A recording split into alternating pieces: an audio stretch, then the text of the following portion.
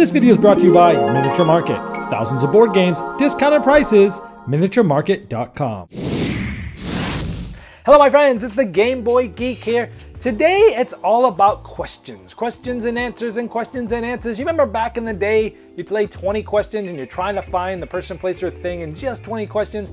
Well, picture 20 questions mixed with Werewolf. Now, it's what we're going to be looking at today called Werewords from Bezier Games. I had a chance to play this game a handful of times at the Gamma Trade Show in Las Vegas, and I'm doing what I call a sneak peek mini review, also themed as a Prelude. Many series in my YouTube channel are musically themed, as I'm also a musician and a saxophone player, so this is a Prelude, as there's Prelude to bigger pieces of music and Prelude to bigger reviews, which will come later. So let's take a Prelude sneak peek and mini review of Werewords.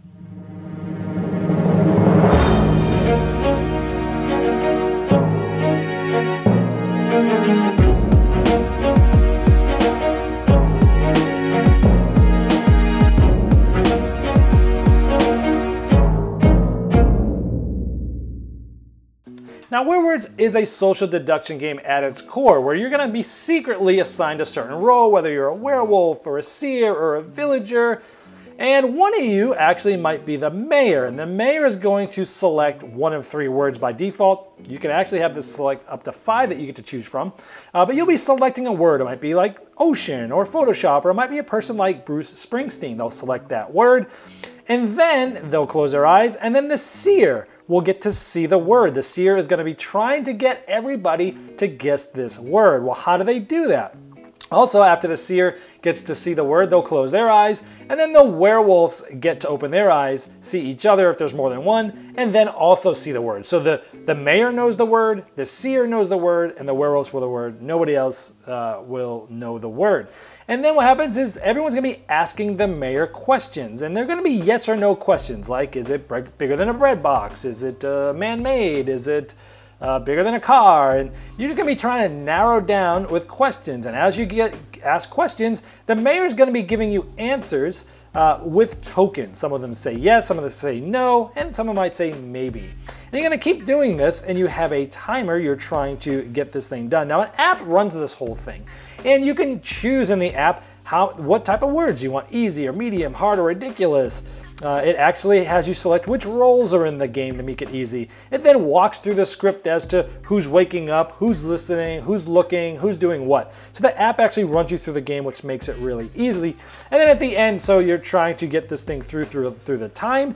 And so at the end of the time, you're trying to have everyone guess the word. Well, if everyone's guessed that word, then you go to voting, where if the word was guessed, then the werewolves will flip over their roles and try to talk about who was the seer, who was the one that knew the most, that seemed like they were trying to get us to that word. And then they would, at the point to the seer, if there's more than one werewolf, they can actually point at 2 different people. If they did point out the seer, well, in the last minute, the werewolves have overthrown and won the game. Now, if it was incorrect, then people get to try to vote as to who were the werewolves. And so they would talk about it, and they would vote. And if the majority of people vote to add a werewolf, well, then the good villagers win. And then there's some other roles as well, like the beholder and the minion, that do different things and help people out. I'll talk more about that in the final thoughts. But basically, that's it. It's 20 questions with social deduction. Some people are trying to get you to guess the word. Some of them know the word, some of them don't. And some of them are trying to throw you off like the werewolves. All right, now I did play this game fully at the Gamma Trade Show, but I played it a handful of times. Probably not as many as I would play if I did a full review, which is why this isn't a full review. I haven't played with it in every spot. We've played with roles, but I wasn't every role myself, so I can't comment on everything. So this is sort of a mini review. Just gonna give you sort of, not necessarily first impressions, a little more than that, but it's still not a full review. So now, the idea itself, 20 questions and the social deduction, is awesome. It actually was done somewhat similarly earlier at the end of last year by a game called Insider. I'm not going to talk a whole lot about that game now, but the idea is awesome. It's like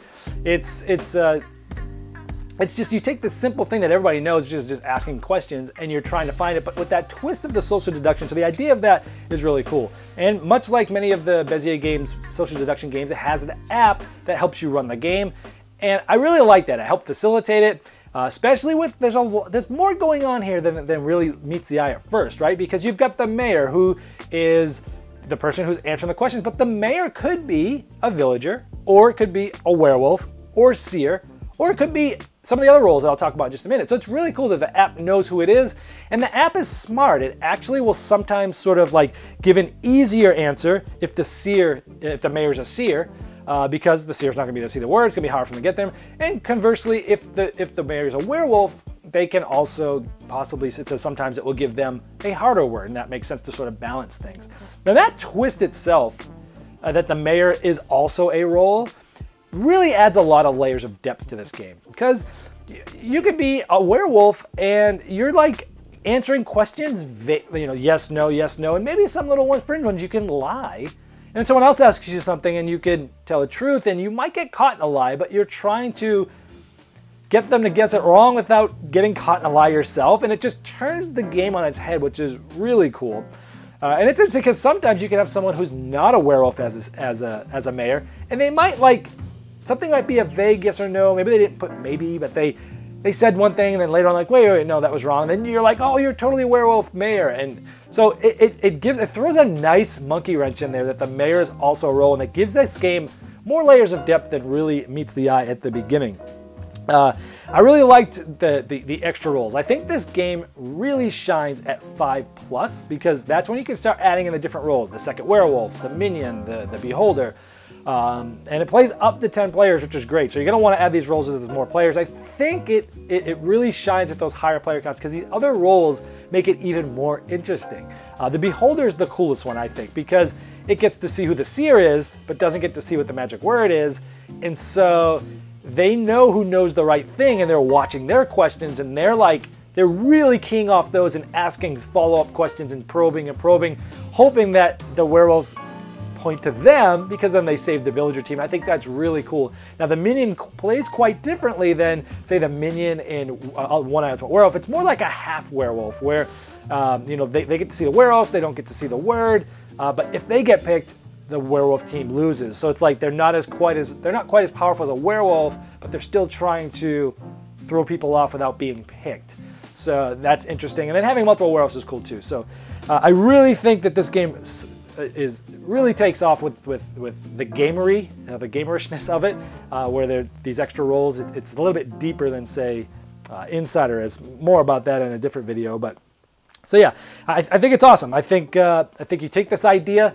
It's a little more complex, and there's a little bit more going on. Just if you say, hey, it's just 20 questions with social deduction, with werewolf, and it is.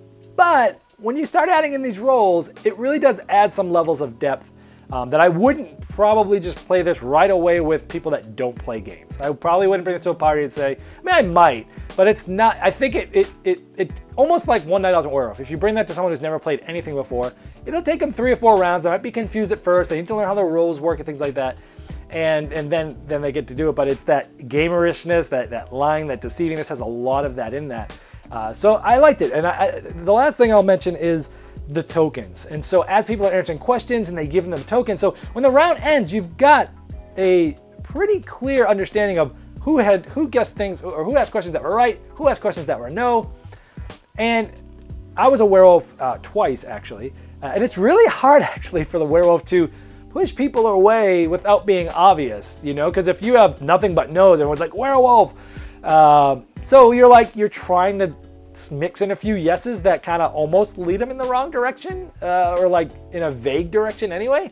And it's tricky, and it's one of these things that you can kind of grow into these roles, and I like it because it's going to last a long time, understanding the best way to play these roles. So overall, I really like this. I think it's a cool idea. Again, it was recently done, but this is done with more depth, shining at higher player counts, and with all these extra roles that I think the gamers are going to like as well. Not necessarily the mass market party gamers, but more the gamers I think are going to like this one. So I'm really looking forward to getting it in and trying it so I can actually be every role. It'll probably take a while to make sure I am. And comment further on this later, but I'm really looking forward to this, and that's Werewords. This video was sponsored by Miniature Market's Review Corner. The Review Corner features podcasts, video, and written game reviews by gamers for gamers. Miniature Market, the online gaming superstore. Thousands of board games, discounted prices. Check them out at miniaturemarket.com.